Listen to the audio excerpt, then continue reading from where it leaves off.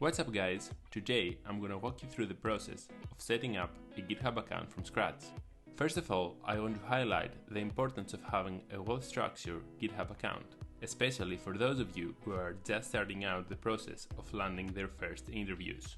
Well, imagine that you are searching for a house to rent, and some ads don't even have pictures. I'm pretty sure that you will think, how the heck is this guy trying to rent a house like that?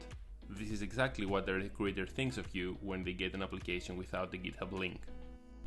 You can think of your account as proof that you can be useful as a developer to a company. Since you don't have any working experience, this, along with your portfolio website, define your purchasing power in the interview market. There are two aspects of your account that you should take care of: the content, which is basically the repositories of the projects you have built, and the way everything looks.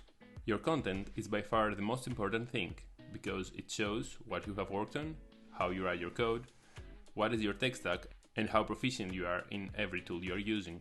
Also, it gives valuable information about how capable you are of using a CI/CD tool for managing your development flow. Unfortunately, you cannot set up your content just by following a 10-minute video on YouTube. What you can do on those 5 to 10 minutes is make sure that everything looks well structured and organized. First of all, I assume that you have already gone through the sign-up process, so you should be seeing this screen. Let's start with setting up the landing page of your profile. For your personal info, you will need your name, a short description, something small about you, doesn't have to be too fancy, and a photo. For the photo, I would go for something abstract and not an actual photo of me, because I think that the way I look has nothing to do with my coding skills. Right below, you should provide some more info about you, including links to your personal website and your social profiles.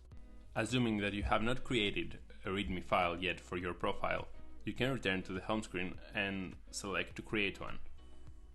This file can make your profile go from this to that. It is written in a markup language called Markdown, but you can also use HTML to structure it, and since we are developers, we will choose that.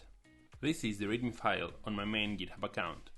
You can see how each element on my profile page corresponds to an HTML tag on my README file. In the description, I will leave a link to my README file. Feel free to copy-paste it and use it as a template for your profile. Once you are done with the README, the landing page is almost ready. The only thing is missing now are the repos. For that, you will have to follow a standard procedure that is already well documented by GitHub. And of course, you have to go through that procedure for all of your projects. Once you are done with that, it's a good idea to start your top projects. This way, you are promoting your best work by having these repositories pinned right below your README section. Then, for each repository, you want to make sure that the README file is in place and that it's also well structured. You need to include a brief description with some basic explanation of the supported features, always written from a developer's perspective, along with a list of all the technologies and the tools you use to create this project. This way, you are providing an easy-to-read overview of what you gain from it to whoever is interested in you and your work. After that, you should definitely include a section with instructions for potential users of the repo, how to set up this project and get it running, what scripts you can run, and any other piece of information that might be useful for someone who wants to use it. This section is crucial as it indicates that you are well aware of how important the documentation is for a project. Last but not least, you should include some screenshots from the project while it is running and, if available, diagrams of the architecture. For this specific project, I've used Markdown to structure the file because HTML wasn't offered as an option back then. But as you can see, it's as easy to do it this way as well.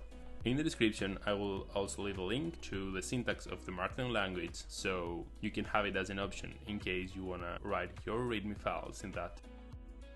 Remember that having a well-structured and tidy GitHub account reflects that you are meticulous with your work, and it will create a strong first impression to someone who, in the end, will decide whether or not he'll make an interview offer based on what he can see through a monitor. I really hope that this video helped you to get one step closer to getting that first interview. See you on the next one!